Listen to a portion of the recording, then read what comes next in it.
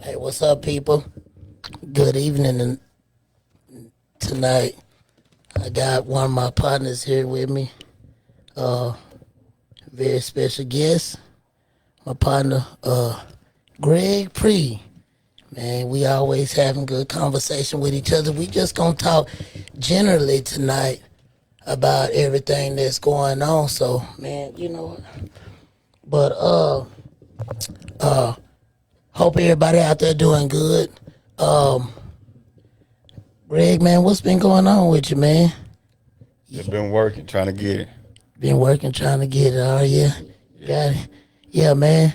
So, you've been doing your podcasting and stuff now. So, like, what's how can everybody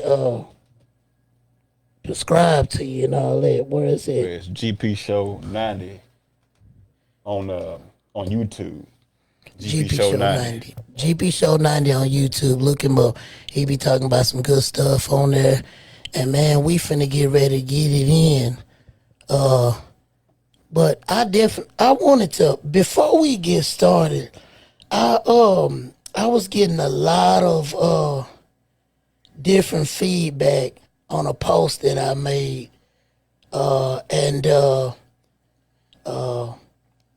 seemed like it kind of ruffled a little feathers. So I wanna talk to you about this, and I want to express my opinion. The Facebook post says if you got two or more baby daddies, you can't be a stay-at-home mother. You know what I'm saying? So that's what I said, man. So Well, really, it depends on what's going on. What is she bringing to the table? Is she just sitting at the house doing nothing? yeah, And it depends on how much money he's making or what's going on in their finances. So let's say he making 500,000 a year. He might can afford to do that. But on the other hand, what is she doing? right. And so what I was basically trying to refer to with what I was saying was like a lot of people a lot of people, and I'm not picking on the women, but some women, they don't like to be accountable. And what I meant, what this is what I'm referring to. Like, if your plans, if your plans are to be a woman that stay at home, take care of the kids and the family and stuff like that, then you need to conserve yourself. You know what I'm saying?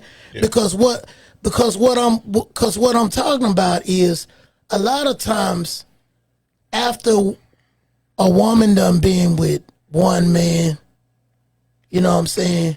Then she might get with another man. And in between all these men she getting with, she creating kids. So then let's just say finally you do meet a man that, taking care of his business. Now you coming in the door with two, three kids and two, three baby daddies that you done got in another situation. And now you feel like when you meet him, he's supposed to let you stay at home and take care of all of the mess you created with other people. Well, he should understand that before he even get in a relationship with her from the get go. Yeah.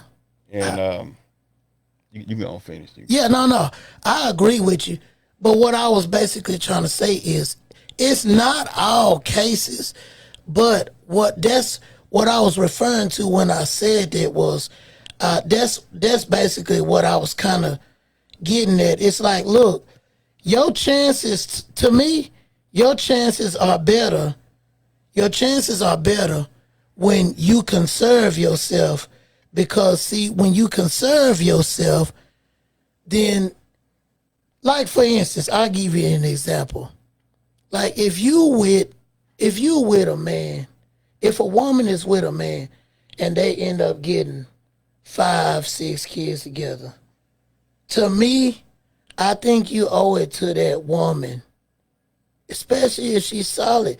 I think you owe it to her to like, Well, in the time we living in now, it takes two people to make it now. Whether you are having your own business or she may be having her own business, because everybody's not making a whole lot of money. Let's say on the average, people are not even making even close to six figures. And they may Right. have to put their income together. So she really ain't got time to be sitting at the house trying to let him go to work unless he is making above six figures, because you can be making six figures like $100,000 and it don't even go that far these days, Yeah. you know. But it But takes two. yeah. And you know what? You made a valid point, because you know what I've noticed, and this not to put nobody down, but everybody want the good stuff. Yeah. Everybody want the good situation, Yeah. but everybody's situation ain't the same. Yeah. Like, some people do have it to where, okay, your woman can stay at home and you can take care of all the bills. But even with that, it come with stipulations, because the reason why I say this is because even if you are in a situation like that, sometimes you can't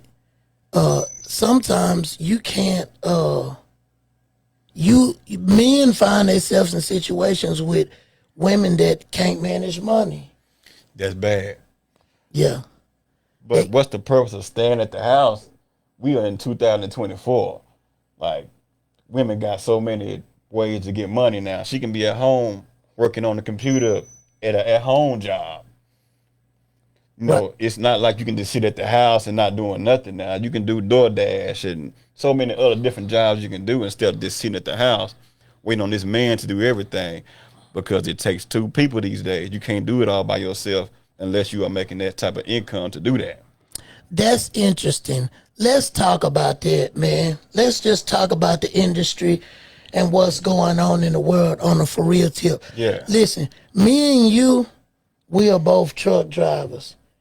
And I know that you have heard, just like I have, like, people be like, man, I'm finna get my CDL to make that big money.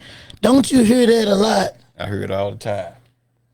So by me and you being truck drivers, let's talk about this out here, because some people really don't know how it go out there. See, you see him, he already shaking his head, man. So people always say, when I get my CDL, I'm gonna make big money. Let's go into that. So let me tell you something.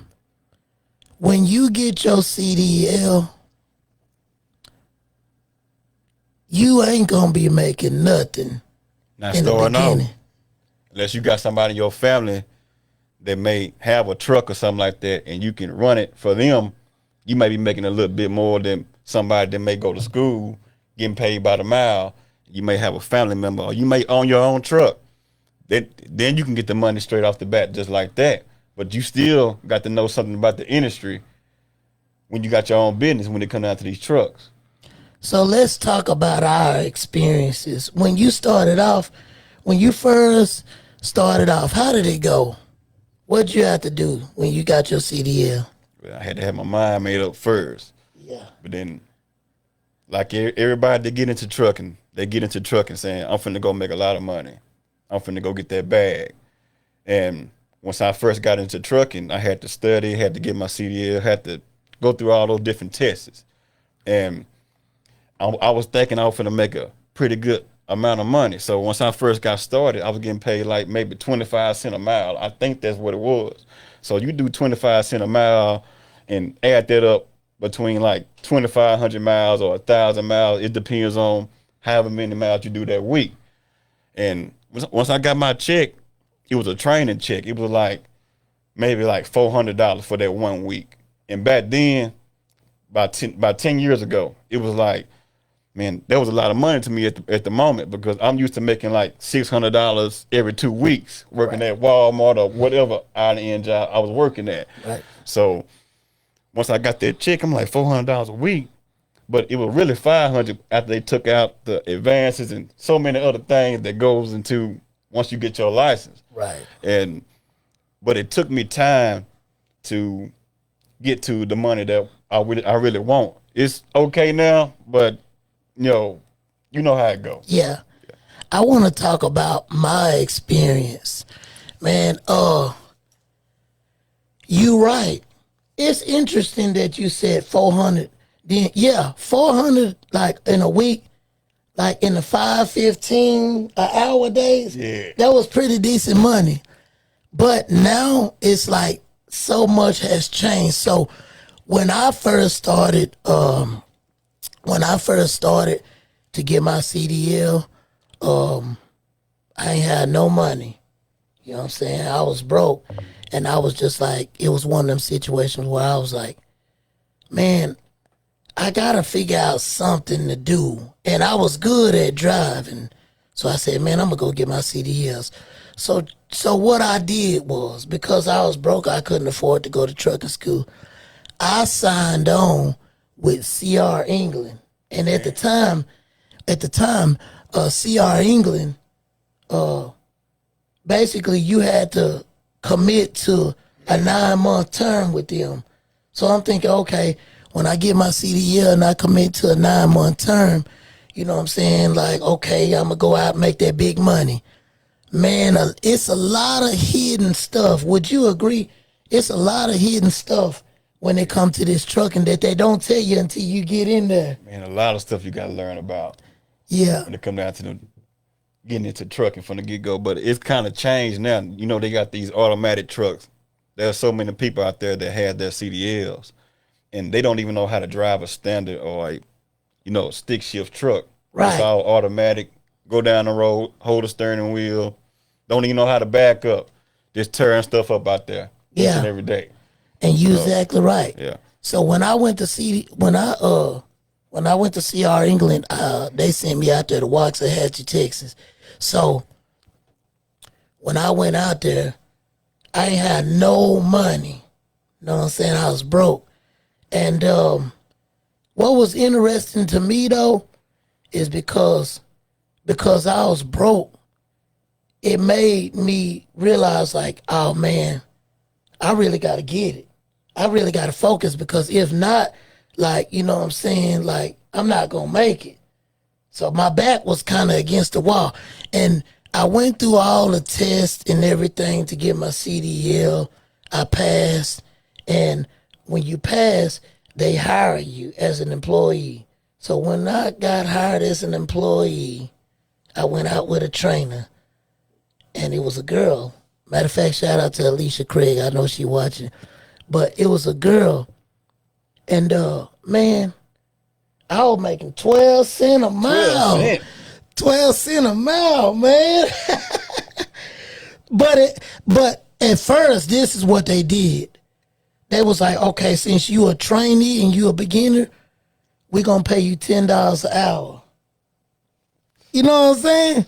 So I was like, so I had to drive 10 hours just to get $100. Man, that ain't going to work. Man, that's what I'm saying, That man. ain't going to work. Well, I remember when I first started, it was me and my cousin on a truck. And it was SRT back then. I got my license, and man, it was crazy. Yeah. So we out the first night. We on our way to Amarillo, Texas. That's on the tip of Texas up there. Yeah, All those windmills and stuff going on. right. And I'm hearing thunder. I'm like, a storm I ain't never heard before. And I'm just like, the trainer said, go back to sleep, go back to sleep. I'm like, man, this ain't gonna be good. So we in New Mexico, and the trainer is sitting there whispering in my ear trying to tell me, hey, go left, go right. I'm like, man, dude, get out of my ear, man. I'm like, man, I'm about to give up on trucking right here, right now, because this dude in my ear whispering. I'm like, dude, why you got to whisper to me? Just tell me what's going on. So we ride, and he's like, man, hit left. It's a car over there. Do this, do that. And I'm sitting up there getting mad at the dude, getting heated up. I'm like, dude, why you whispering in my ear? That's weird.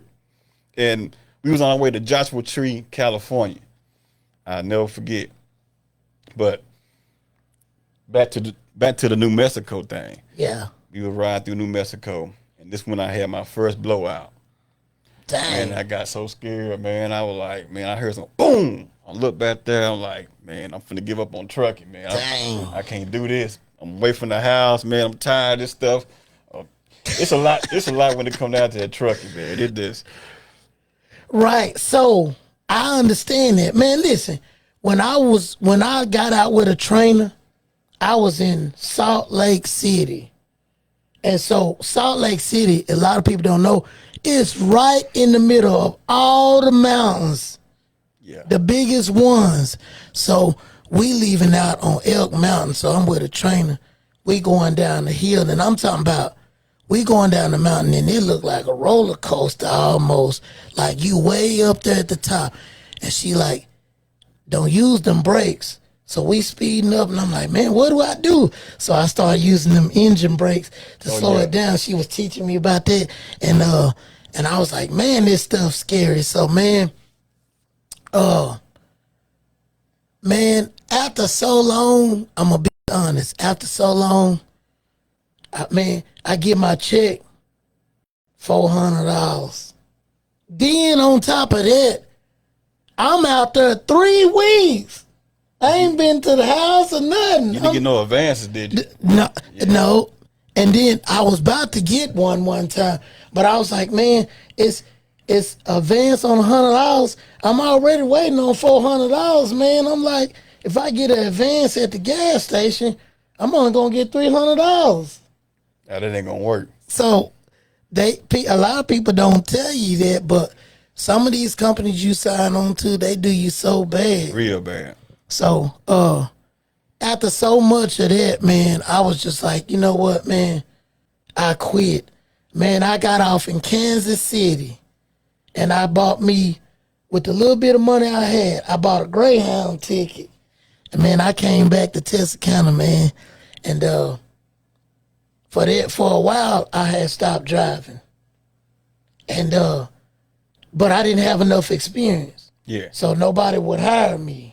Yeah. So I eventually I started working at FedEx. Yeah. So eventually I was just delivering packages, and then my trainer kept getting on to me like, man, you need to get back out here. You can drive good. Man, at first I couldn't even back into a spot. Man, I was about to just quit. Yeah, it get tough on you for real. It get tough out there. So finally she talked to me, and then my boy Ando Neek, he was like, man, what you doing, man? You need to get out here. So he was working for Jordan. Oh, no. He was working for Jordan at the time, man. So I was like, man, shoot, I ain't never did flatbed before. So he showed me his check stub, and I was like, oh, man, I need to go out there. Them boys making money out there. So I went to Jordan, and I was out there training with a trainer. And, I'm with a trainer, everything good. We learned how to talk. Boy, let me tell you something. I got to talk about that flatbed. Yeah, we gotta talk about that. Listen, man, me personally, though, I would prefer to do flatbed, but, and the reason why I prefer to do flatbed is because you basically securing your own load. Yeah. And so when you secure your load, you know it's right. Yeah. You getting another load like a trailer, you don't know how it's loaded. It can get bad. So finally, I'm with the trainer. We wrapping up the tarp and all that. I'm like, yeah, I got it. Bro, let me tell you something. I got out there on my own, finally. I had a load up there in Kentucky. It was the stand-up coils. Oh, no. Man, I had 2 of them, I'm dog. better than the suicide and shotgun call. Yeah. So I'd rather do that any day. Right. Yeah. So, man, I get the stand-up coils, right? Bruh, took me about 3 hours to tarp that load, man. But see, that's down there in Kentucky, right? Yeah. Okay, with that, you had to stand on that ladder and throw that top over it like that. Yeah. So, because they don't let you stand on the trailer or something like that. So, man, it took me about 3 hours to tarp that load. Then on top of that, I had to use my lumber tarp.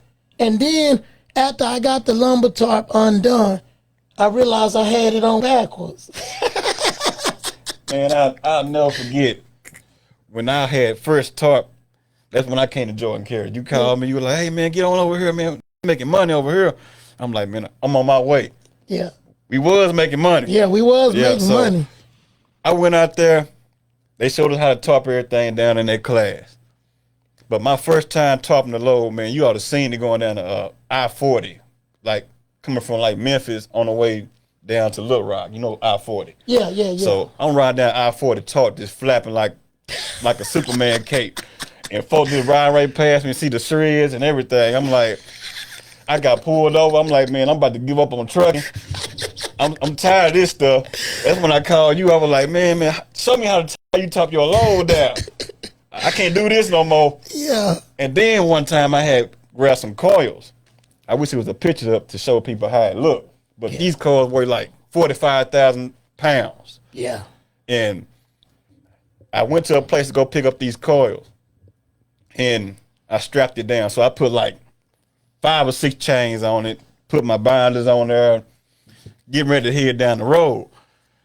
The next thing you know, so I sent the people a picture in because over there at Jordan Carriage, you gotta send a picture in so they can see what's going on. For sure. I'm riding down the highway, so I didn't ride down the highway. I'm about to pull out the parking lot. So after I sent my picture in, dude called my phone. He was like, "Hey man, stop right now! Stop right now! How many chains you got on there?" I said, "I got like 6 to maybe 10 chains on there." He said, "Man, you ought to be glued to your seat right now." I said, "What you mean?" He said, "Man, because if you go any further down that road, that car gonna roll in on you and it's gonna kill you." Dang. So he said, "Go back, put X amount of chains on there, and then resend a picture to me."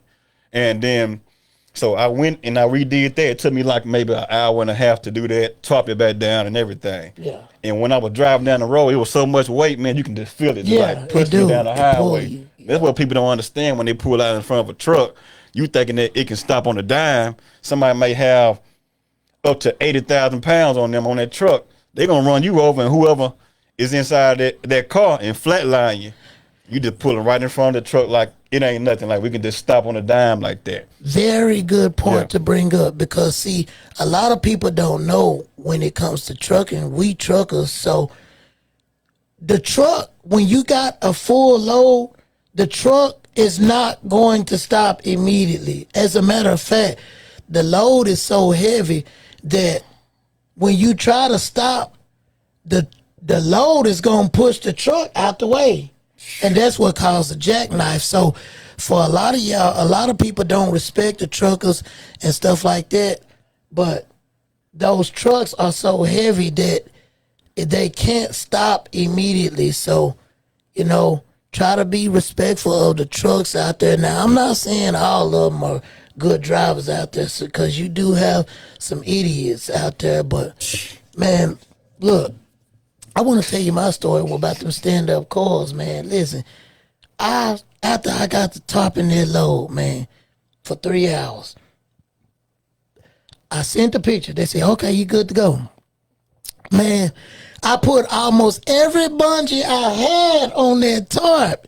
And anybody that know in the trucking industry with flatbedding, if you use all of your bungees, it's a lot of bungees. That's a lot of them. So I used every one. I even opened up the new box. Bruh. You was on it. Yeah. I get outside the shipper heading home. I'm in Kentucky. Bruh, I get 1 mile down the road. Whole tarp about to come off. It's flying. Everything. That the wind start hitting it. Whole tarp about hanging on by a thread. Man, I pulled over on the shoulder and I had tears in my eyes. I had tears in my eyes. I said, "Lord, please, man, let me go home, man. I just want to get to my family. I'm hours away. I can't do this jump, man." It's tough on you for real. But have you ever been to Chicago during like February, strapping down your load? Oh, man, it was so cold down there. My top was froze. Man, that happened to me when I was in Kentucky. Matter of fact, it was a place. Me and you was both at that place one time where they let you in the gate. I forgot what it was called. They let you in the gate and you park on the side. And You pull forward and bag in there. Yeah. We both was there that night, and it had rained and it was cold. Boy, I got in there and I got in there to get ready to get that top off. It had froze. Man, it's tough because you can't. You can't fold it. Yeah, that's terrible, man. So when I got ready to fold that tarp up, it was froze and you can't fold it. And I was like, I had to put that mug in there with me. So you had to put the tarp inside the truck? Inside the truck. To warm it. Oh, okay. Just to get it to a point where I could fold it. That thing about 95 pounds. Man, a lot of people don't know that tarp heavy. I remember when I come home, you said, man, you wrapped that low like a Christmas present. Wrap.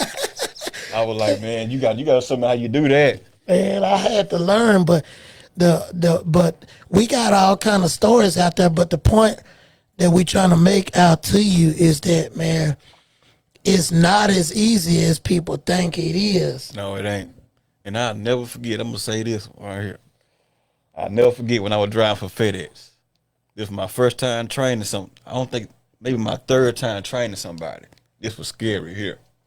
I ain't gonna drop no name, no nothing. I told you about it. Yeah. But man, I'm riding. So they said, hey, such and such finna be with you today. Train this guy. So he ride with me about like a week, or maybe even 3 or 4 days. So I'm like, when this guy gonna be able to drive so I can sit over here in the passenger seat, close my eyes a little bit and go to sleep? Because at FedEx, they run overnight and sometimes over day. So, but we were running overnight. So think about it. We leaving at 3 or 4 o'clock in the evening and don't come back till like 3 or 4 o'clock in the morning. Right. So I'm training this guy. We rolling down the highway. We having a good old time talking, and he having these conversations on the phone. I'm like, listen to what he's saying. I'm like, he don't need to be a truck driver. To make a long story short, He was talking about some junk. Yeah. That he shouldn't even been driving trucks from the get-go. Right. So we make it down there to Olive Branch, Mississippi, man. So the supervisor called me and said, hey, man, let's such and such drive today. I said, okay, I'm going to let him drive. I wasn't worried about it. I was cool with it because I wanted to go to sleep on the way back. Yeah. We on our way back, so dude go in the bathroom, stay in there for about maybe an hour. And I'm like, in the bathroom for an hour. I'm like, what's going on? I'm like, what's up? You know, I'm like, I ain't think nothing of it. I'm thinking maybe, hey, he in the bathroom. Yeah. So he come back out with his snacks and his drinks and all that. I said, you ready to drive? He's like, yeah, man, I'm ready. I said, man, I'm ready for you too, because I want to go see like you did on the way down here. Yeah. He probably was scared. He didn't seem like it. Yeah. So we rolling down I-40, leaving from Memphis, Mississippi, on the way back to Texarkana.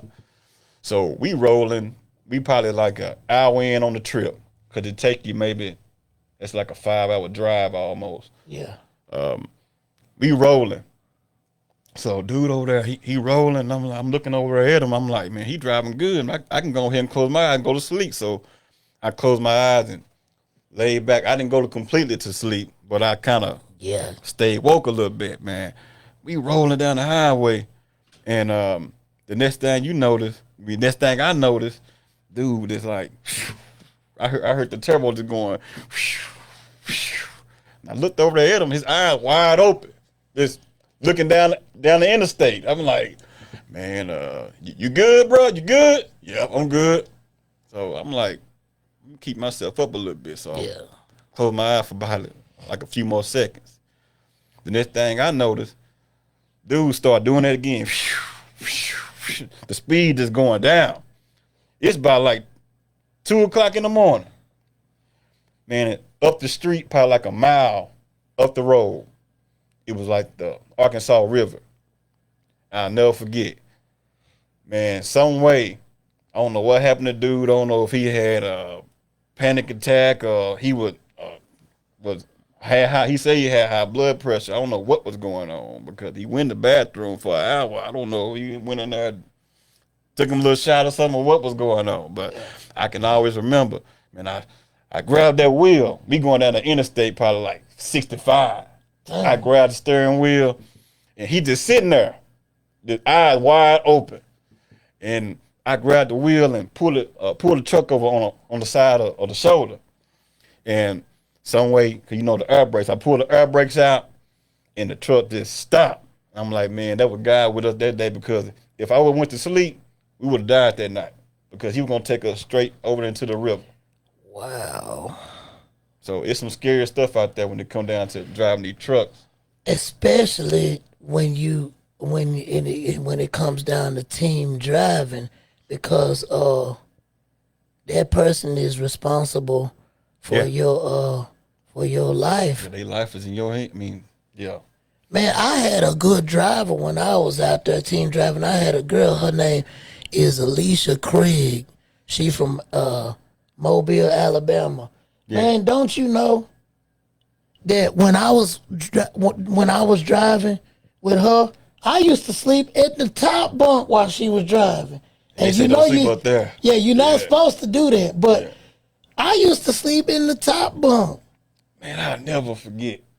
I would drive for SRT, man. I had a trainer. He Yeah. was cool, was a black dude. The next thing you know, I'm like, man, he was cool. He stayed in Alabama. Yeah. So I went up there with him. I would ride with him, man, and I noticed something was weird. Because if I got too tired, he wanted to drive on my hours, and that's illegal. Yeah. But to make a long story short, I'm like, man, he got a woman in each state, man. What, like, bro, what you doing? Like, I'm looking at him like, man, what the women seeing you, man, dude, like 5'3" or 5'4" or something like that. I'm like, dude, what the women seeing in you? So one night, I was up there on the top bunk. I said, let me look down and see what's going on, because this dude on the phone talking and stuff. I look on, he down there driving and on the phone at the same time, looking on Backpage. So I'm like, man, oh man. So one day he told me, he said, hey man, go over to that store over there. It was like maybe 12 o'clock in the evening. Next day, you know, he said, go over there, sit over there by that pole. I'm like, for what? He was like, man, I gotta handle some business. I'll be right back. So some woman came to the truck, and she got into the truck. So I put two and two together, and I already know what was going on. I'm like, bruh, man, the dude out here getting them lot lizards, man. Man, for real. Man, and even then, when you grinding, man, it be some sacrifices you gotta make. Yeah. It's a lot of sacrifices you gotta make, you know. Man, if you got kids in the family, it's very difficult. Yeah. It's real difficult to be out there, because, man, I got, we both got kids and stuff like that. So it was like, man, I was just like, I just had to stay focused and realize that I got to get this 12 months of over the road experience. And I'm going to tell you something. I want to go into that too. That 12 months is a lie. That 12 months, they say you got to stay out there 12 months. Right. And a lot of people don't even stay out there no 12 months. Oh, right. It's hard to do, for one. But I will say this, though.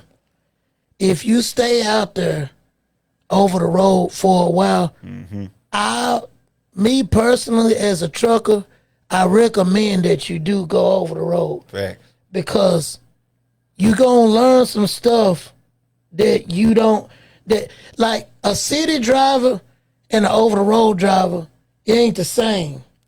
It's different. You're right. Because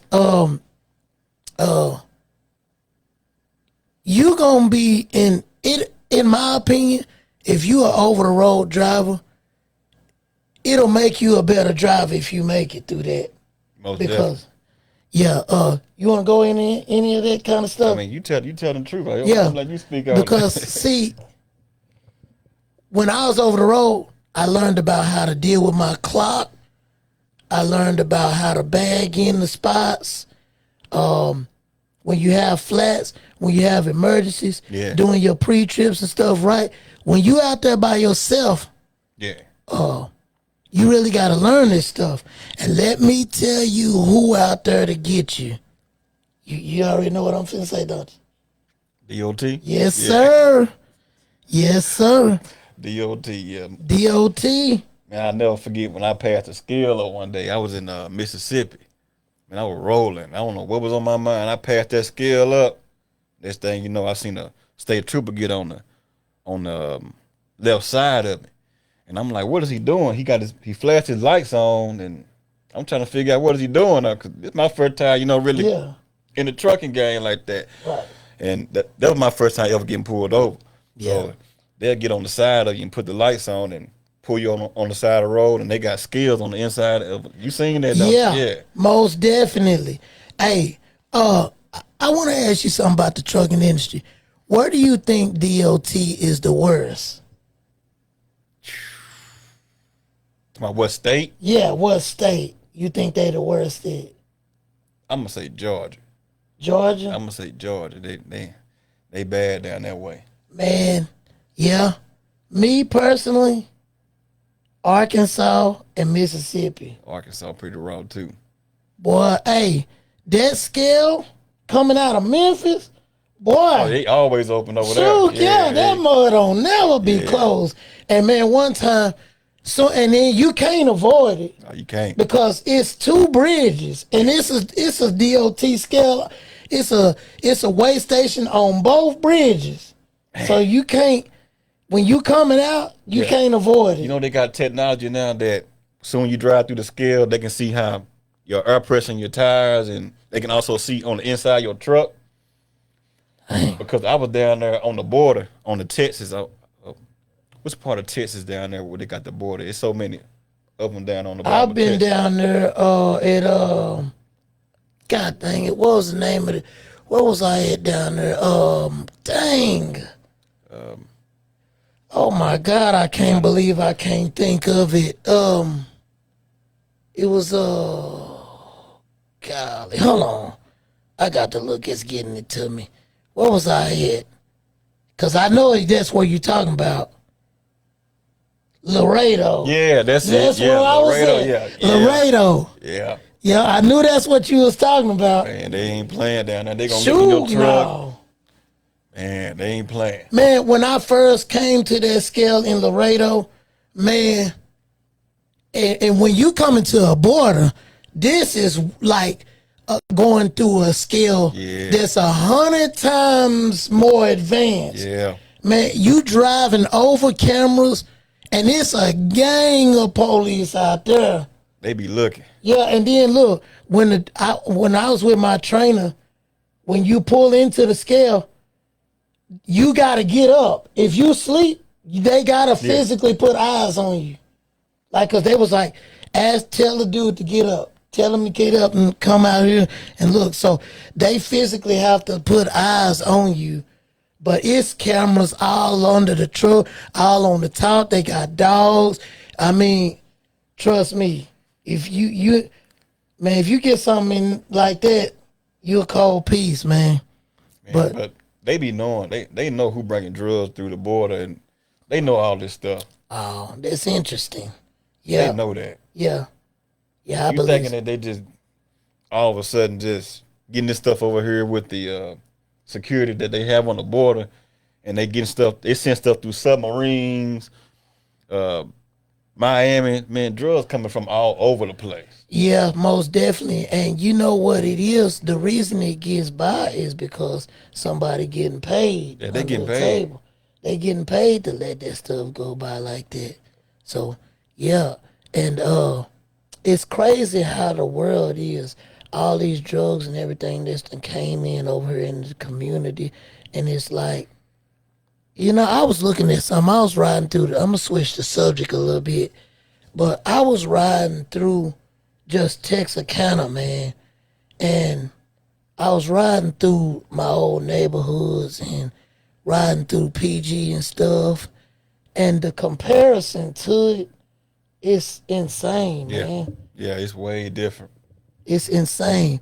You know, all the pawn shops, all the loan places, all the liquor stores, they all in low income neighborhoods. Yeah, You don't see no pawn shop, liquor store. You ever notice it ain't a liquor store in PG?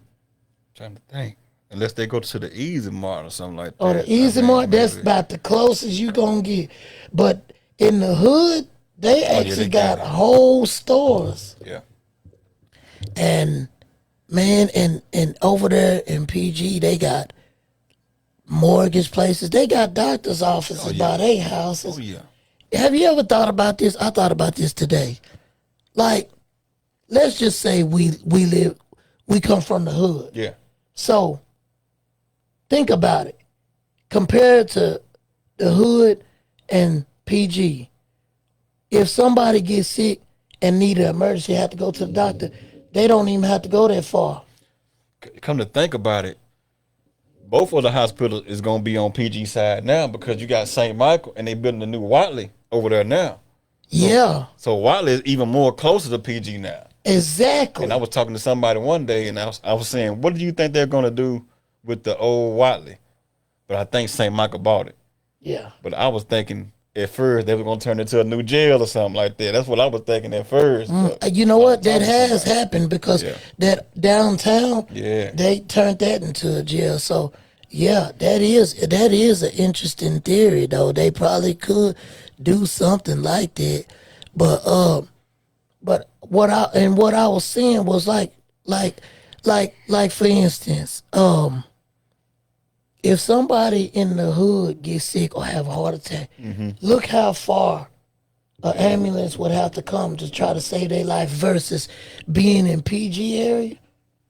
How far an ambulance would have to come to save them. The ambulance is gonna be more closer than them, so they got a better chance on living. Yeah. Versus like, look how far they have to travel just to get to the person to try to revive them or save their life. And it's kind of like, it kind of make you think they really want more of the low income to die off versus like the people in strong areas. They got a better chance of survival because everything is right there for them. And when you said something about dying off, ain't it kind of strange? During when all that C-19 stuff was going on, how many people died, man? If you look up how many people died in Texarkana, it was a lot of people. Yeah. And then everybody may know somebody that died from that. Oh, most definitely. My ex-wife Yeah. died from COVID. Rest in peace to her. But you know, that just shows you just how much things go on. Like,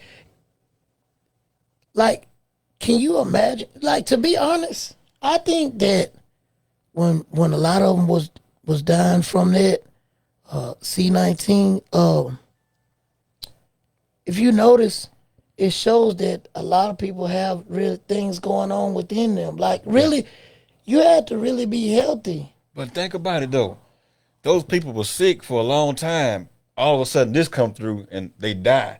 They've been going to dialysis, been having so many different problems with them, but all of a sudden this come through and they're gone. They've been fighting off colds and flus and all type of stuff. And all of a sudden this come through. Now they can't survive that. They've been fighting off everything. That is interesting. Come on. Like people been fighting colds, they've been fighting heart problems, and then when this show up, it just take you completely out. And then the strange thing about that, they die once they go to the hospital. It's not like they died at home. When they went to the hospital, all of a sudden they're on a ventilator. They can't hardly breathe or whatever. But before they even came afloat, a person can go to the hospital barely breathing, and they come out. You can go in there and visit them, and they're okay.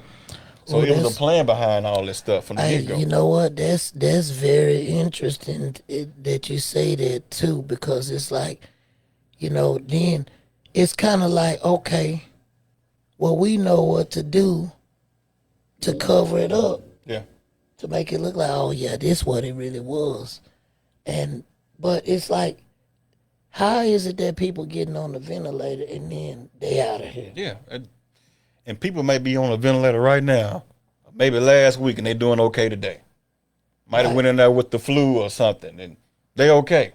But all of a sudden, when this stuff come through, you remember that time you called me up. You were like, man, you got a 4-wheel drive, come pick me up.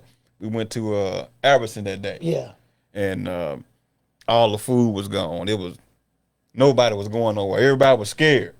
Right. Everybody was in a panic, trying to get together. Ain't nobody uniting no more. Right. Ain't nobody trying to come together at all. Right. And It just, and you know what? That year that it snowed, it never snowed like that never here. again. It never, I mean, that was really Yeah. bad. Cause I couldn't, I told you, I said, man, hey man, come get me, man. I can't even get out the driveway, man. Yeah, it was bad. Yeah, man. And it's just funny how so many things are going on in this world, man. And let's be honest, man, it's getting worse. Right The now, economy, do you Yeah. think the economy is getting worse? well, I kind of think it is, but then we also got another outbreak of something that's coming too, that people may not even know nothing about. Like, if you look at that monkeypox stuff, people ain't been paying attention about it, but it's on its way to America, and they trying to say whatever they want to say about it, you know. And once you see people in the outbreak with that, it all happens around the election time. That's the weird thing about it. Every time the election time come around, there's so many distractions to try to get everybody against each other, or Trump or Kamala Harris or whatever. At the end of the day, it's all about what's going on here. The votes right here, that counts also. But are we voting on what's going on here in the city where we stay at? You know, I did a lot of research on, I did some research on that stuff. And to be honest, when it comes to the president and stuff, that really don't matter to certain ones. It's not gonna make no effect. Yeah. Like for instance, with Texarkana, let's just say with Texarkana, if you really want things to change here for your life and your living, it's the local legislation. Yeah, that's what it's about right there. Local legislation. I learned that you know, the local legislation and the people here are the ones that can change. Yeah, Because you think about it, realistically, because I come from the hood, so most of the time, man, we just want a president. Most of the time, when you come from the hood, you want a president that's gonna send stimulus checks Yeah. to the hood. Want You a don't handout. you don't really care like what's going on for real, for real. yeah. What you think about this here?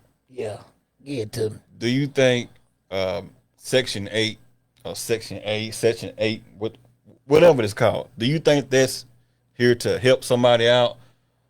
Or do you think it's like designed the way people use it now to just have somewhere to stay? And, you know, it don't even have to be Section 8. Let's say somebody's staying in the housing authority. Let me make a point with that. When I got my CDLs, me and my family, we stayed in the housing authority. And I used that moment. So I'm like, man, if I was to quit my job right now, I still got somewhere to stay. And that's what hold a lot of people back from trying to get their education. So if somebody is in the housing authority or Section 8 using no government assistance, I would be trying to use that to get my education or try to get my business or trying to do stuff like that. So back to what I was doing. So during that time when we stayed in the housing authority, I was like, man, you know, if I quit my job, me and my family still got somewhere to stay. We cool. So if everything don't work out, I can go back and try to get me a job, and it is what it is. But that wasn't an option for me. So, but it's designed for a person to come up instead of stay down. But it's a lot of people use it to stay down instead of try to come up, because a lot of people get assistance to have their children in school. So their children are in daycare. That's what I meant, daycare. Yeah. So while your children is at daycare, you sitting at the house all day long, you're not trying to go to school, you're not trying to better yourself, and them children gonna get 18, and what you gonna do when Section 8 is done at that moment? Right. You got all this time to try to make something better for yourself, but they know a lot of people is gonna be dependent on that because they want a handout. And you know, it's interesting that you say that, because what happens with Section 8, let me give you my opinion on this. A lot of times we think that the government and the system is here to help us, but in a way, it's a curse too at the same time, because what happens is there are some moments when you need help because Yeah. we all done been there. Yeah. We all need help. But what I've noticed is that when people get in these situations, they be like, I've noticed this generally with people. When you get help and some type of assistance, you stop trying to pursue better.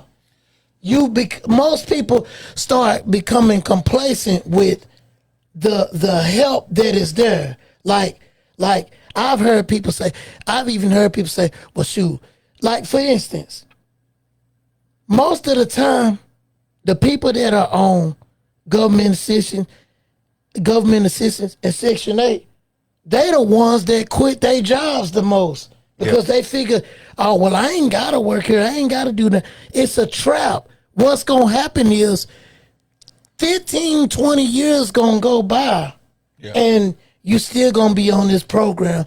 And it's like, and think about it like this. A lot of people don't see this, but when it comes to the government assistance and the programs, what happens is they gonna be like, you do know that when you get government assistance, you don't qualify for nothing that's gonna really get you somewhere because they already looking at it like, well, we're already helping you here, so we're not gonna, like, if you getting government assistance, you're not really finna get a loan or nothing major that's really gonna get you in a good position because they already looking at it like, we helping you already. So listen, let me tell y'all something. Let me tell you something for the people that's listening to me.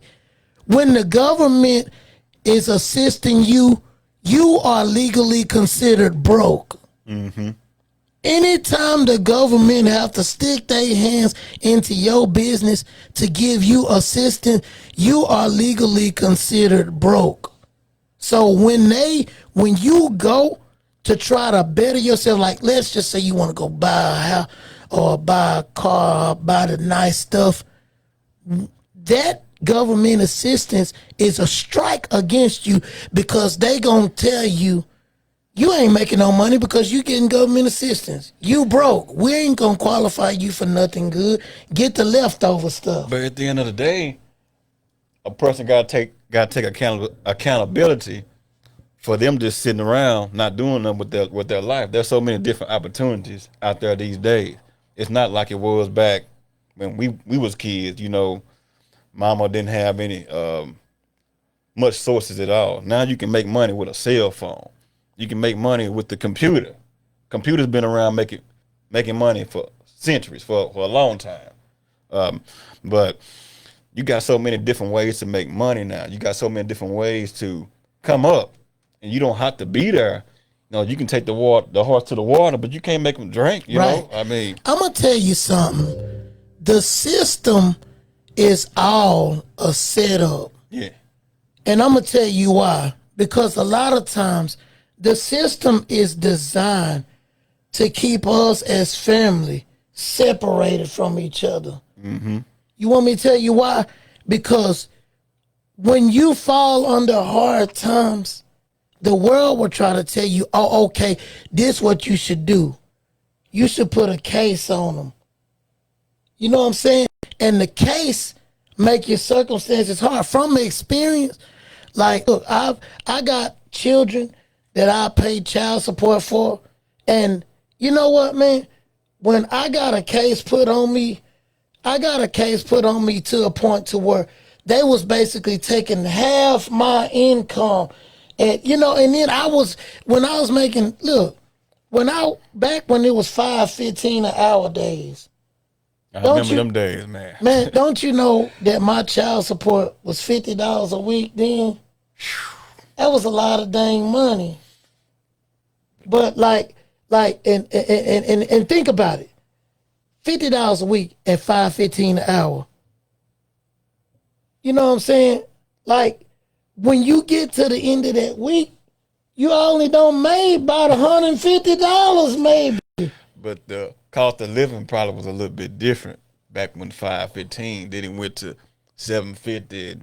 You look at the minimum wage now. But now, look at it like this though. This is what I'm saying. I think minimum wage now like $7.25. 7. But look at it like this though. That's $50 a week. I'm just using that as an example. But in that time, that's $50 a week that come out of your paycheck. Now watch this. You still gotta pay electric bill, water bill. If you got a car, and if that car mess up, you gotta fix that. You gotta eat. And what if you got other kid and a wife? All that stuff that costs you money. And then you gotta try to take what's left and make that work. Man, You don't have much left. exactly. You ain't gonna really have nothing left. But it's times has changed, and a lot of time a person may have a spending problem these days. Now, if you spend it, you can spend what you want to spend, but do you know how to manage what you spend? Let's go. That's a good subject. Let's talk about the credit. Let's help Man. people understand how the credit and stuff I know work. one thing when it come down to credit, it's a lot of racism out there when it come down to it. Man, speak on it, boy. Hey, listen, you are so right. Yeah, it is. I Look, witnessed it. I experienced it. Because see, really, I just gotta say it. When you build your credit and you start being able to be in where everybody else is, Yeah. the people with money, they be looking at you like, what you doing here? They treat you like, what you doing here? How you able to buy this? They want to look at everything you got. How can you afford this? Yeah, and then I realized this one thing. I had talked to my local bank because I was trying to get a house and stuff at that time. Yeah. And I had like 2 lenders. I talked to Rocket Mortgage, and I talked to my bank. So the first people I got a hold to at first was Rocket Mortgage. So I was talking to a guy on there on the phone, and when I first called him, he had a great attitude. It was a white guy. No offense to anybody that's white, but I'm just talking about the racism that I experienced. Yeah. So he got on the phone. He was happy at first. Yeah. I'm helping you out. Send your information in. You get this. You get that. I'm knowing I'm gonna get qualified for what I'm trying to get. Right. So the next time I talked to him, his demeanor changed.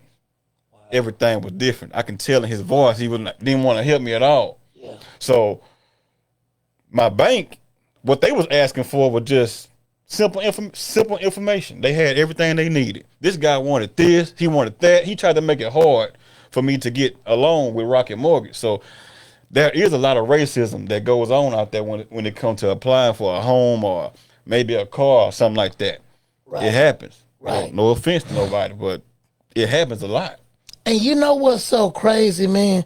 My daughter is a senior in high school right now. She making good grades and everything like that. But you know what I noticed? I be looking at her work and stuff.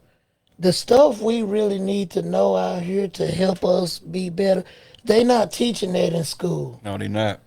They not teaching that. Like, they need to have credit classes in school because realistically, and I want to go into and if y'all listening, I'm gonna give you a little game. I'm gonna help you out today when it comes down to getting your credit straight. I'm gonna give you a tip that you can use to start your credit if you have absolutely no credit. So listen to me when I say this. So if you got a bank account, just about any bank will offer you a secured credit card or a secured loan. Right. And a lot of people be saying, well, what does that mean? A secured credit card, if I give you an example, let's just say they have different terms. So let's just say they have a program where you can get a $300 secured credit card. What that means is you give them $300 and they give you the $300 back on a credit card. And they'll do it because you are using the $300 as collateral. So what this does is it forces them to open up a line of credit for you, and that automatically starts boosting your credit score. So basically, if you got bad credit, you gotta use your money to get a secured loan to force them to give you a line of credit. Once you get a line of credit and you and don't spend more than half of that credit line. So if they give you if you get a secure credit card for $300, don't spend no more than $150 on it and pay it back on time. Do that for a whole year. And by the time that year is up, you'll start getting offers from people without using money. And as you add on, as you sign up for different credit cards, it boosts your score. Yeah. So that's how you start if you completely have no credit. So don't give up if you don't have no credit, because I've been there, and I'm pretty sure my brother here's done been there too. Yeah. I did the same thing before, but the only difference is I don't think I ever had a secured, ever had to do that. I think I had to do that when I messed up a account with a bank one time, and I got that secured thing, and I was paying on it. But I don't remember ever having to do that. Yeah. But there are a lot of different ways out there to get your credit up. You don't have to go in debt to get your credit up. Most definitely. Some people, they go get in debt. Go get you a car, trying to build your credit up. You don't even need a car. Right. You know. And go ahead. You good. And another thing I wanted to say, debt to income ratio does matter. For instance, I'll give you an example of debt to income ratio. Let's just say you got an 800 credit score. Let's just say you got an 800 credit score, right? Okay. Just because you got an 800 credit score, it don't mean that you can go to the GM dealership and get a $100,000 Corvette. Yeah, because you got to have the income to pay for that. Exactly. That's what a debt to income ratio shows. You can have a perfect credit score, but if you only make $10,000 a year, you can only get approved for things that are around the range of what you make. Normally, so like with cars, normally they look at, I'll give you an example. So if you gonna go shop for a car, I would just suggest this. If you made $10,000 a year, then I wouldn't look for a car no more than $15,000. So they're making $10,000 a year, $15,000. Well, that's up there. Yeah, $10,000. Because see, a car that's $15,000 and all you make is $10,000 a year. Realistically, you shouldn't pick nothing more than what you making. Shouldn't at all. Like if you realistically, if you that's just from a certain scale. Gotcha. But if you making $10,000 a year, realistically, at the most, which you probably wouldn't even get approved for a $15,000 car, you probably what's smart. Let's just be realistic. On the average job with minimum wage now, you might make about 15, maybe 20,000 a year. That's still low. But let's just say you make $20,000 a year. I wouldn't shop for a car. Take what you make a year and divide that in two. So if you make $20,000 a year, I wouldn't buy a car no more than $10,000. They really don't need to have a car. Right? They need to catch the T line. You know what though, man? it's unfortunately, man, a lot of people ain't making a lot of money No, out you're here, not. man. Yeah.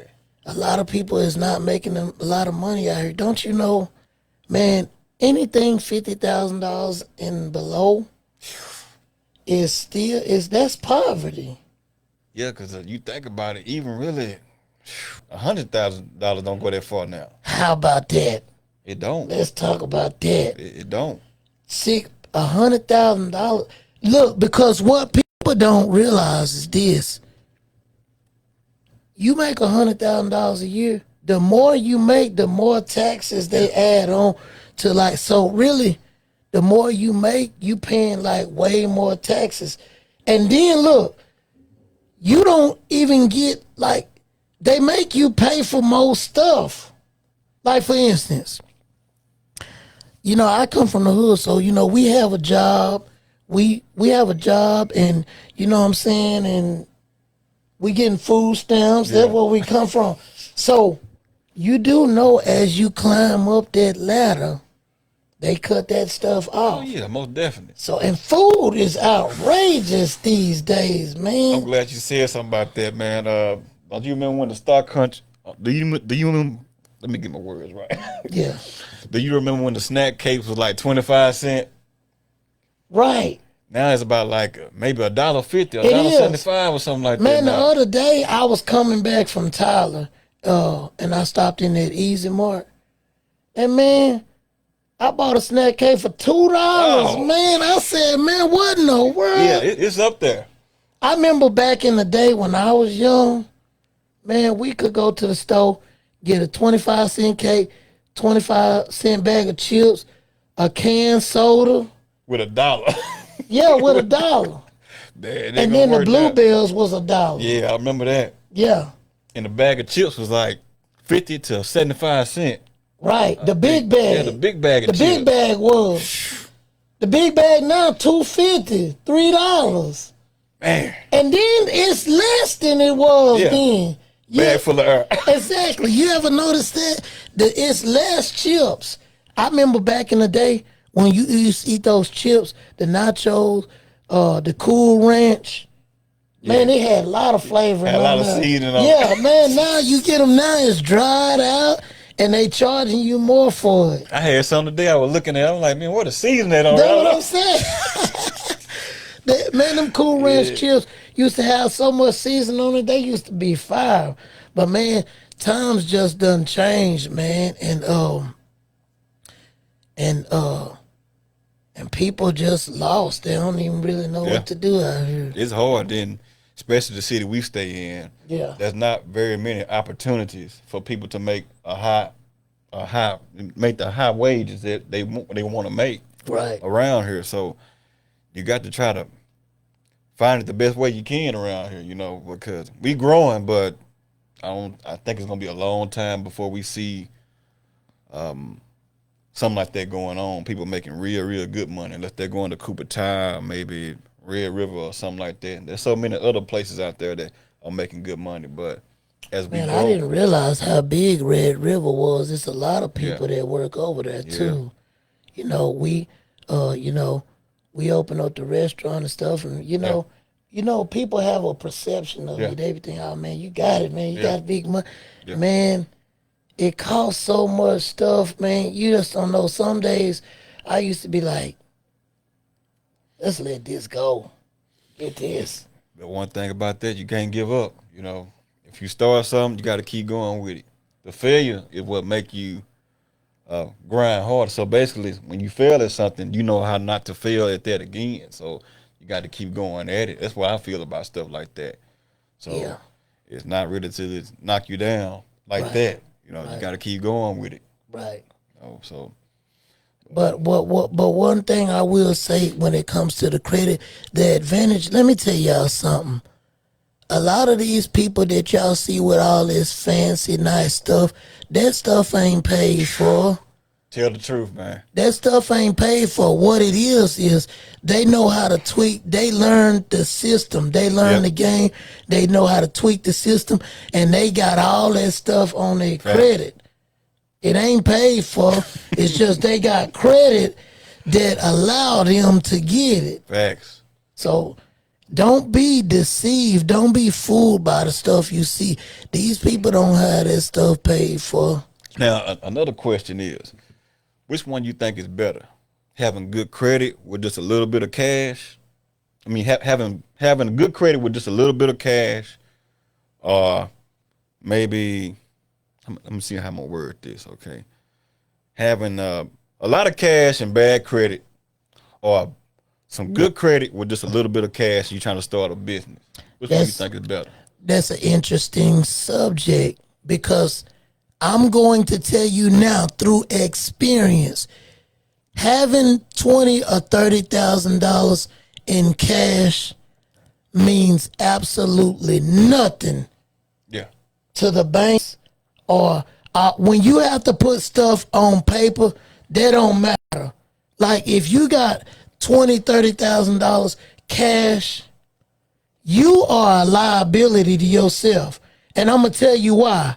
Because when you got bad credit and you got a lot of cash, you basically gonna have to spend everything you got out of your pocket to make something out of it. Yeah. But in my opinion, because I'm actually doing this, I would rather have a little cash and good credit than a lot of cash with bad credit. Because I'm gonna tell you why.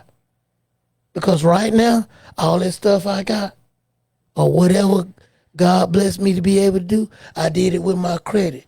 So, at the worst case scenario, if it don't work out and I can't pay it and I lose it all, at least it only damaged my credit. It won't mean that I was physically out of the money.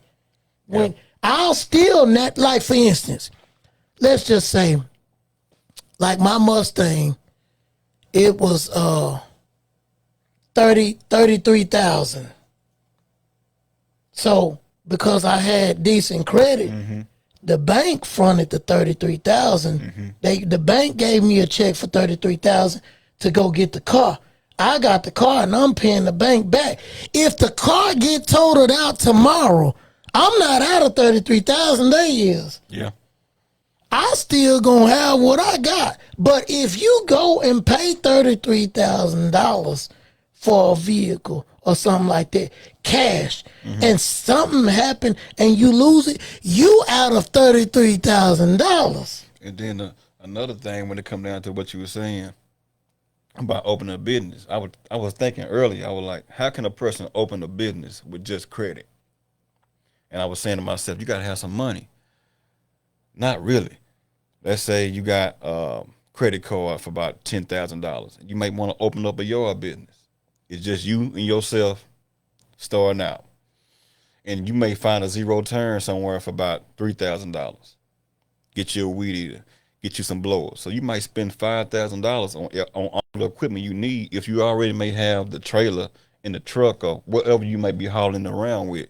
And you take that money and you cut a few yards and you pay this credit card off and you pay that back and you gain your clientele up. And that's how you can use your credit to open up a business. And I was thinking earlier, I was like, man, you got to have some money too, but you don't really have to have no money if you know how to manage it now. If you, that's a good point that you make, because see, technically what we should do is, like, for instance, because I actually did what you just said. Yeah. Like, let's just be realistic. What you just said is what I did. I went to a lawn. I went to a place that sell tractors, lawnmowers, and all that, and they had one in there for a good deal.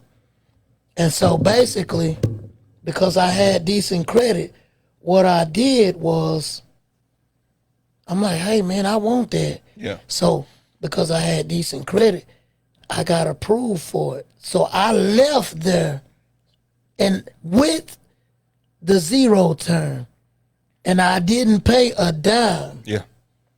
So, with that being said, when you get a yard, so my payments on my zero turn is $120 a month at 0% interest. They can make that back triple that in one day. That's the point I'm trying to make. So, you get the I get the zero turn, and now I get yards. Yeah.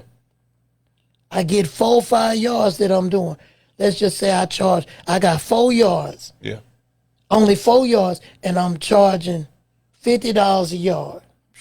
That's $200. So basically, you take 120 out of that 200, and that's your payments. Yeah. The business you do makes the payments for you. Yeah. So you not out of nothing. Yeah. That's how you gotta look at it when it comes to managing the stuff.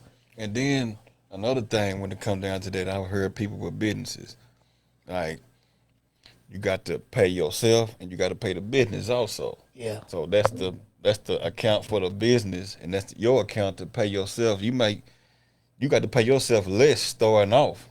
That's what I would think. If I was Yeah. opening a business, I got to pay myself less. My business got to make more money, just in case I got to, things may get rocky or something like that. So I'm paying myself. I'm sacrificing my own pockets to make sure my business is afloat. Yeah. And that's another thing too. Even when you're going into business for yourself, this is what I want y'all to realize. When you're going in business for yourself, you can't look for the return immediately. Oh yeah. Later on it'll come, but really, if you open up a business and you start taking all the money and putting it in your pocket, you ain't gonna be open for business No, you're long. not. Because you gotta think about this. You are fully responsible for the business. When something happens, when a liability occurs, when something break, when something tear up, you have to be able to pay for that Right. and keep going. Right. That's what a lot of people don't even know. I hear people say all the time, "Man, I want my own truck. I'm gonna go get my own diesel. I'm gonna make my." Man, do you know how much truck stuff is? Man, it's Man, look, I had my diesel that I drive at work have super singles on it. so that's them single tires, Yeah, right? one big tire. Yeah. Ooh. A super single, man, they changed 2 on my trailer. Swap out. Man, it was $2,600. It was $2,600 just to change 2 super single tires on the trailer. $2,600. Just for one single tire. It's not even 2 of them. Yeah, Man, that's crazy. I'm like, dang. Yeah, that's crazy. So truck parts are very, very expensive. Yeah. And when your truck break down and you're an owner operator, man, you You better have some money. yeah, you got to have some Better money. have. So a lot of times people be thinking, oh, if I get my own truck, they make $12,000 a month. I can do that. But realistically, when your truck break down, it's gonna cost half that almost to keep it up and going. Then a truck note about $1,000 a week. That's why. And then insurance. A truck note is about $5,000 a month. But right now, people are paying cash money for these trucks because they let them go for dirt cheap now. I seen the truck one day, had the trailer, and they had the truck together. I was about to get it. They didn't want but $9,000 for the truck in the trailer. A diesel. A diesel, yeah. The truck in the trailer. I was like, man, should I get it? Should I not get it? But I don't know how the economy is going, so Yeah. I'm kind of watching that, trying to see what's going on. Truck and trailer. Yeah, 9,000. Dang, Yeah, yeah. that ain't too Yeah, bad. that ain't bad at all. If it's running good, Yeah. man. I saw a KW one time in Atlanta. They wanted like 20,000 for That it. ain't bad. And I was like, man, I ought to get. Long nose. Yeah, Oh yeah, yeah. That I was ain't like, bad. man, I ought to get that joker because that's like a regular car. Yeah, That's easy to handle. Yeah. But a brand new truck though, a brand new truck. and yeah, you go ahead. I lost my thought. God dang, that's how much they is too. You make you lose your time. A brand new truck, man, by 200,000. But why buy the brand new truck if I mean, I won't see no reason to buy a $200,000 truck unless you just really got trucks out there that's bringing a lot of income in, because the maintenance is it takes a lot of money to run them trucks, and people don't understand that. You be like, hey, I get my gas and stuff, I do it on my taxes at the end of the year, and it ain't that simple. Man, That fuel. to full up my day cab every day, should it be about 500? Yeah, it's up About there. $500 to fill it up with gas. It's about $500 a day. Golly, Yeah, that's a lot, man. man, that's more than what Yeah, that's a lot. that's more than what I made. I'm putting more in the truck than what I made. But you gotta look at it though. But if that truck break down, whew, and that record to come, when that record come out there and pick that truck up, that record driver, that record company making money. Yeah, the record making about $1,000 at least. And another thing about this trucking industry, have you ever had a lumper fee? A lump of Like you fee. pull up somewhere, you got to pay the people to get the stuff off the truck. I ain't It's never had crazy. to do Like that. the come down checks and stuff like Yeah. that. I know people that drive trucks know about that stuff, man. Yeah, but stupid. It's a ripoff. To me, Yeah. it is. Wow. You know what I think I'm you know what, I ain't gonna even say that. I'll talk to you about that off camera because I got people watching. Hey, it's an idea I came up with. Yeah. I think this might work Yeah. when it comes to some trucks, and Yeah. I'm gonna tell you about it. But yeah, man, yeah, but it's just so much that go on in the world, so much happening. We talk about so many things that people don't understand.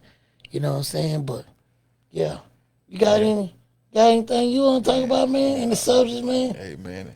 Everything flowing the way it's supposed to be going, man. Oh But- yeah, for sure. And you know, hey, but if you wait, don't give up. That's all I can say. If you're doing something, trying to come up in life, don't give up. Don't get distracted, because you're gonna have a lot of distractions come your way. And you gotta stay up. I want to talk about one more subject that I thought about today. This changes the complete subject of everything, but I wrote this subject down, and I wanted your opinion about this. And those of our listeners out there, I want you to chime into this because you hear this a lot. Why do single mothers, majority of the time, blame the absent parent for the reckless behaviors of the child? So why does the Like for instance, why do you think the single mothers, when they have behavior issues out of their child, when their child is reckless, behaving recklessly, why do you think that they blame the father?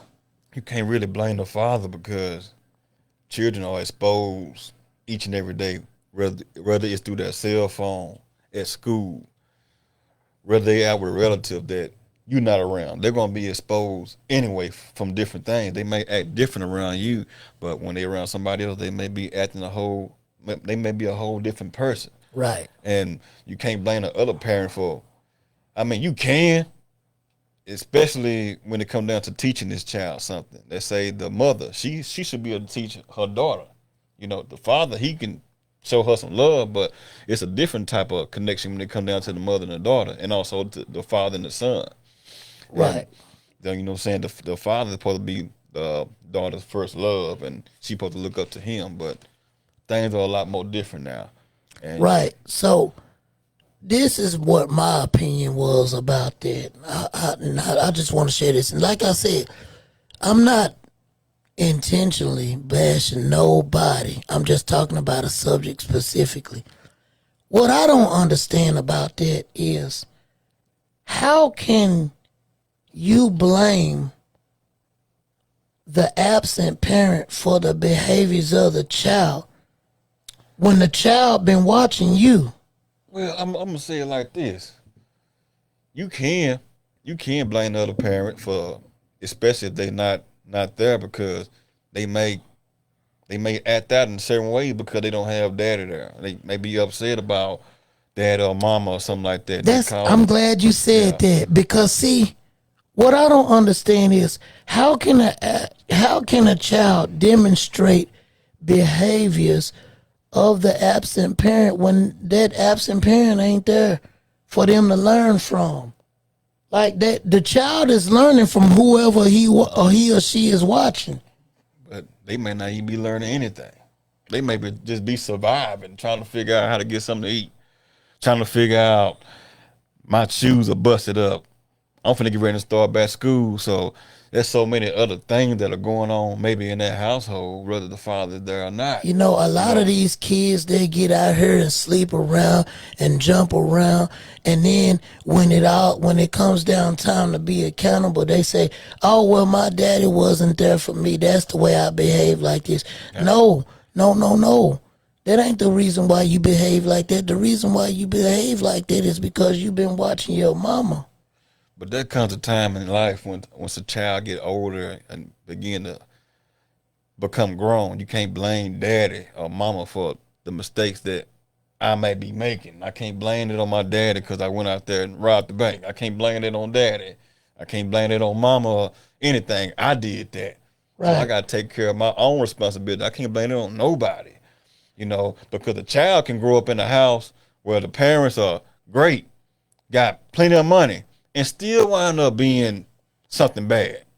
That don't even matter because because of the exposure that they may have these days. Now they want to be cool. They want to be like their favorite rapper or something like that.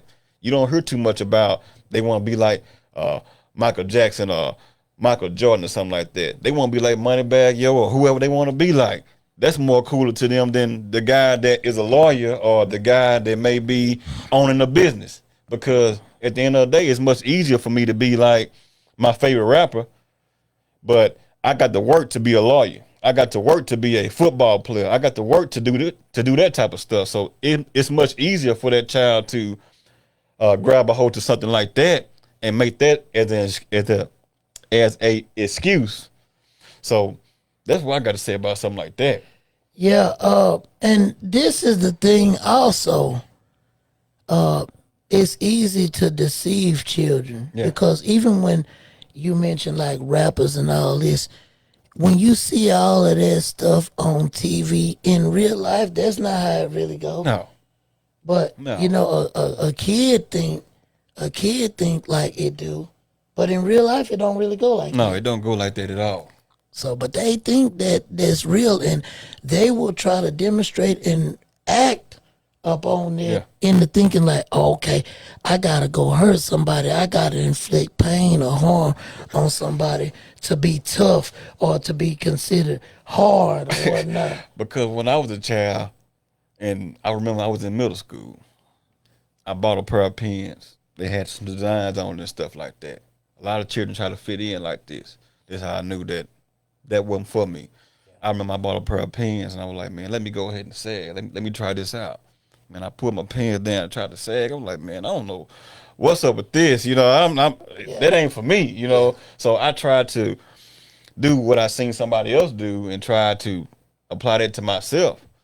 But that's what children do. They see somebody else doing something and they're going to try it. You're exactly right. I had a cousin one time, he used to dress all nice and fix himself up. He was a little older than me and stuff like that. He came by the house one time, and my mama, my mama used to have me dressing kind of girly, like sometimes.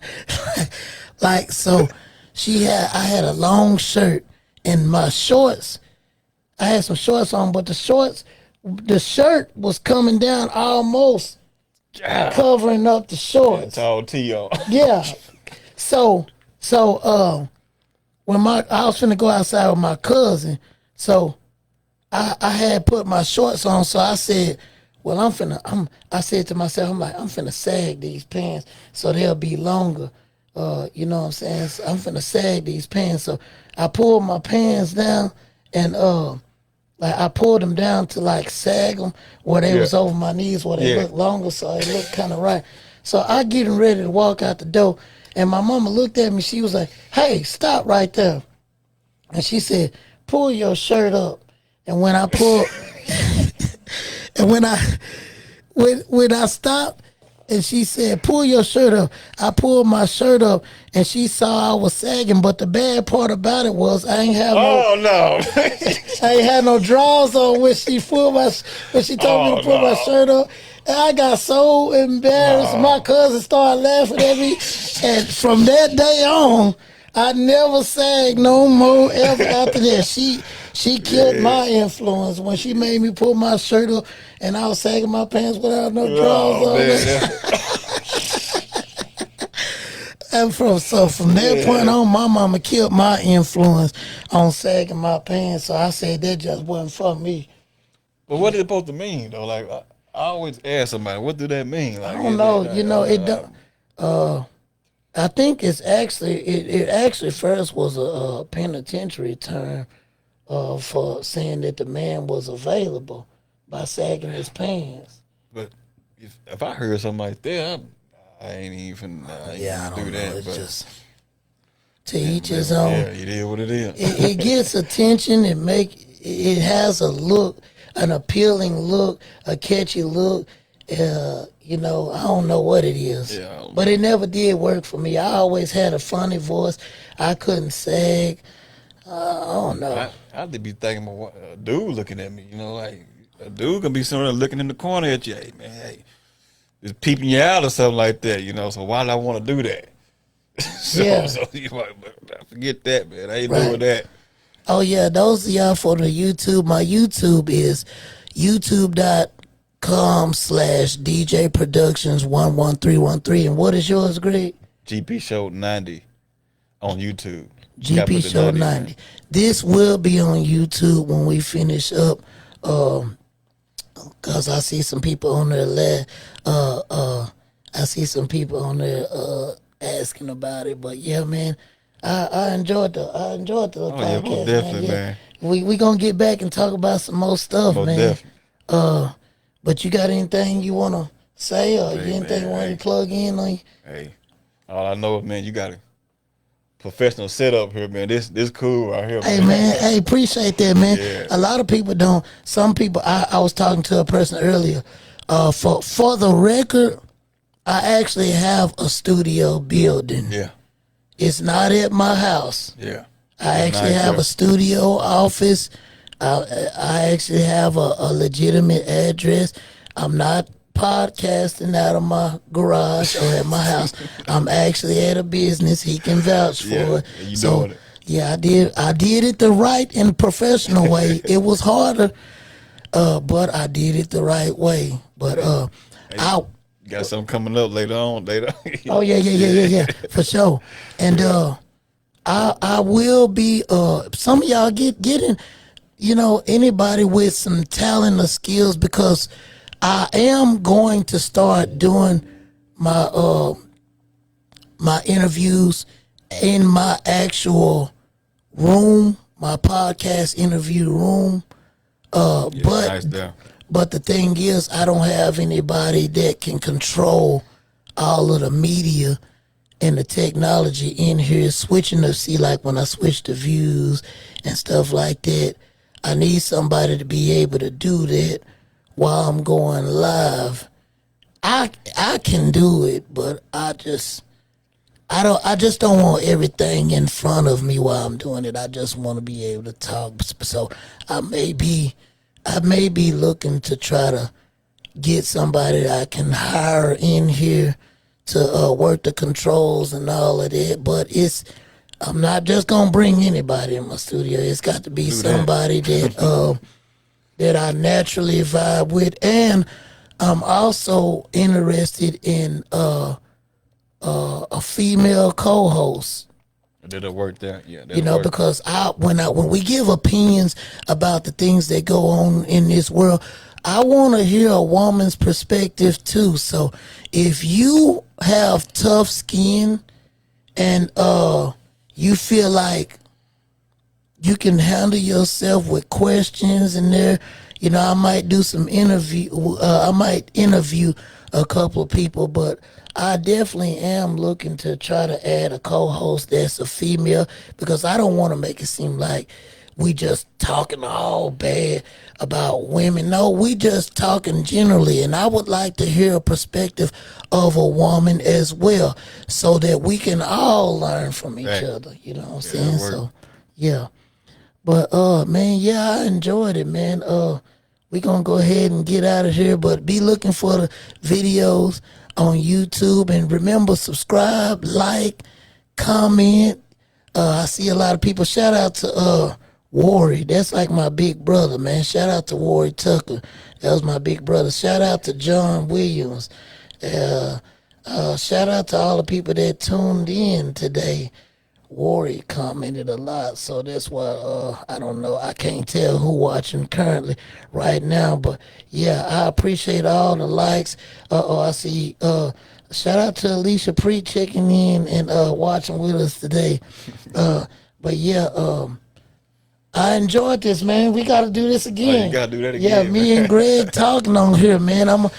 We gonna switch it up. I'm gonna go on yours, and we gonna do the same thing, man. We just naturally vibe with each other like that.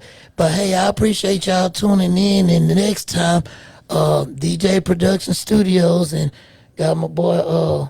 What's your GP Show 90. GP Show 90 on YouTube? Look him up. He talk about some good stuff as well. God bless you all.